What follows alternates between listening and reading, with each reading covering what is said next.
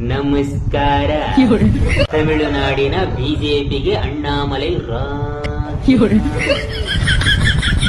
ಓದಲಿಕ್ಕೆ ಬರೆಯಲಿಕ್ಕೆ ಬಾರದಂತಹ ಚುಕಾಲಿಗಳು ಅವಿವೇಕಿಗಳು ಕೂಡ ನಡೆಸಬಹುದಂತ ರಾಜಕೀಯಕ್ಕೋಸ್ಕರ ಹಗಲಿರುಳು ರಾತ್ರಿಯೆಲ್ಲ ಕಷ್ಟಪಟ್ಟು ಓದಿ ಅಂಥ IPS ಹುದ್ದೆಯನ್ನ ತುಕಾಲಿ ರಾಜಕೀಯಕ್ಕೋಸ್ಕರ ತ್ಯಾಗ ಮಾಡಿದ ಅಣ್ಣಾಮಲೈ ಯಾವತ್ತು ಕೇಂದ್ರದವರು ತಮಿಳುನಾಡಿನ ಈ DMK ಜೊತೆಗೆ ಹೊಂದಾಣಿಕೆ ಮೈತ್ರಿ ಮಾಡಿಕೊಂಡರೋ ಅವತ್ತೇ ನೀನು ರಾಜೀನಾಮೆಯನ್ನ ಶಾಲವಾದಲ್ಲಿಟ್ಟುಕೊಂಡು ಅದರಲ್ಲಿ 2 ಬೂಟುಗಳನ್ನಿಟ್ಟು ಅವರ ಮುಖಕ್ಕೆಸೆದು ರಾಜೀನಾಮೆಯನ್ನ ಕೊಟ್ಟು ಬಿಜೆಪಿಗೆ ಪಂಚನಾಮೆಯನ್ನ ಮಾಡಿಬಿಡಬೇಕಾಗಿತ್ತು. ಅಂದರೆ ಪೋಸ್ಟ್ ಮಾರ್ಟಮ್ ಮಾಡಿಬಿಡಬೇಕಾಗಿತ್ತು ಬಿಜೆಪಿಗೆ. ನೀನು ರಾಜೀನಾಮೆಯನ್ನು ಕೊಟ್ಟು ಬಿಟ್ಟೆ ಅವರು ಪಡೆದುಕೊಂಡು ಬಿಟ್ಟರು.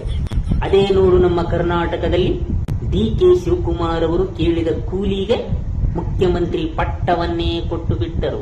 ತಮಿಳುನಾಡಿನಲ್ಲಿ ಬಿಜೆಪಿಗೆ ನಿನ್ನನ್ನು ಬಳಸಿಕೊಂಡು ಏನು ಮಾಡಿಬಿಟ್ಟರು? ತಲೆ ಬೋಳಿಸಿ ಬಿಟ್ಟರು, ನೀನು ಬೋಳಿಸಿಕೊಂಡು ಬಿಟ್ಟಿ. ಈಗ ಅತ್ತರೂ ಇಲ್ಲ, ಕರೆದರೂ ಇಲ್ಲ.